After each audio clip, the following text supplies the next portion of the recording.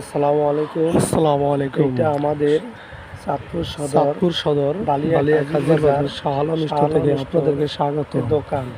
আমাদের এই এখানে দোকানে সমগ্র প্রকার মুদি মালামাল পাইকারি খুচরা বিক্রি করা হয়। এছাড়াও সিলিন্ডার গ্যাস আমাদের পাশাপাশি সমগ্র সিলভার হাঁড়ি পাতিল, গ্যাস, পাইকারি খুচরা বিক্রি করা হয়।